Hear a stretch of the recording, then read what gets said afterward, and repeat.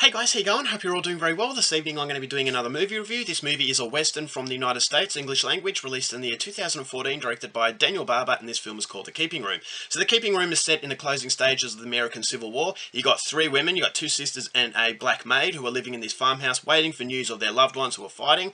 They don't know whether or not they're alive or dead. So this is causing a lot of melancholia in the region, not only them, but everyone else living in the vicinity, and it makes living very difficult. But that difficult living is going to be intensified when these three women realise that there are two scouts for the Union Army who have broken away and are causing havoc in the countryside. So they've got their eyes set on the farmhouse now, and so one evening they're going to try and break in to get to the women, but the women have to fight back. So whether or not they can survive the ordeal is something you're going to have to find out for yourself, because that's as far as I'm going with my synopsis.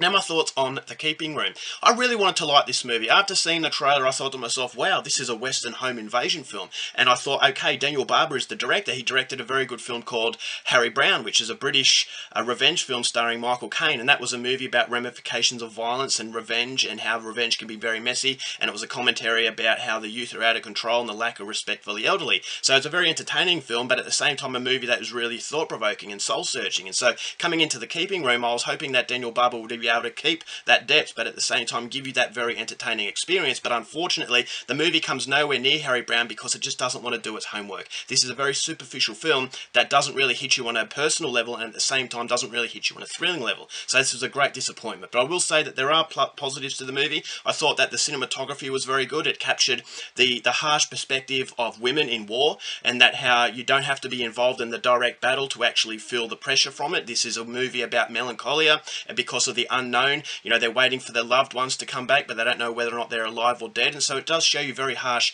living standards as far as these vulnerable women are concerned. And the vulnerability to these women creates a lot of tension, because when these two Union soldiers come, traditionally back then especially, it was the male that protects the female. But because all these males were gone, all of a sudden they were lambs to the slaughter. And so that suspense is there, and that connection is there based on that fact that they are very vulnerable. So it's a female empowerment film, but I thought it was a female empowerment film that gave you a different perspective. This is not a movie that's hatred against men.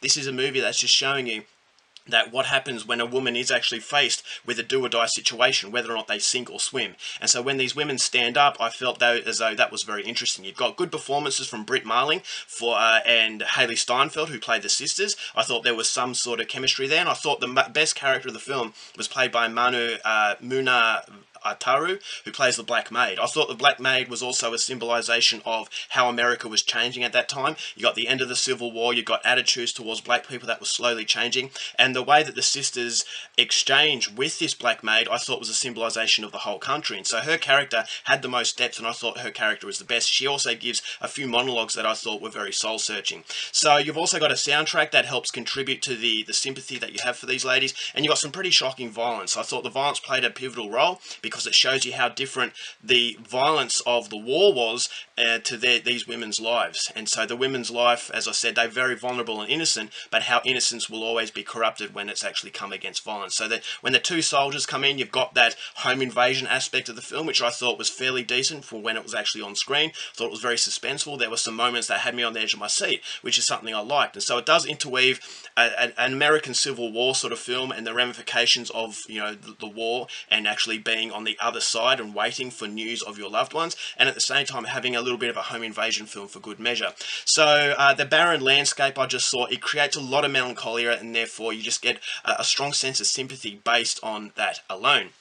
But unfortunately, there's a very superficial line to this film that prevents it from being the movie it wants. And I thought this movie lacked a lot of self-awareness because it just didn't want to do its homework. This is a movie that should have been an A-grade student, but because the A-grade student is lazy, he underachieves. And I thought that The Keeping Room was definitely an underachieving film, because it had grounds to be a great movie. But because Daniel Barber doesn't want to do what he did in Harry Brown, it just becomes a movie that just doesn't work. I didn't connect to these women based on the fact that I liked them. I just connected to them because they were vulnerable. And there is a very shallow sort of connection there, so I didn't really care what was going on. I thought the characters were interesting enough, but the interest has never developed into anything that is satisfactory. And it would have been okay to have that superficial line if it was a very thrilling film. And I thought, okay, the movie's going to step up into gear when it gets to the home invasion aspect, but the home invasion aspect isn't its main focus. And so it's over before you know it, and you think, okay, well, that superficial line storyline is there just to be a negative. And because nothing is ever capitalized off that, I thought, alright, this is a movie that's taking itself way too seriously. It wants to be a deep and meaningful film without putting in any effort.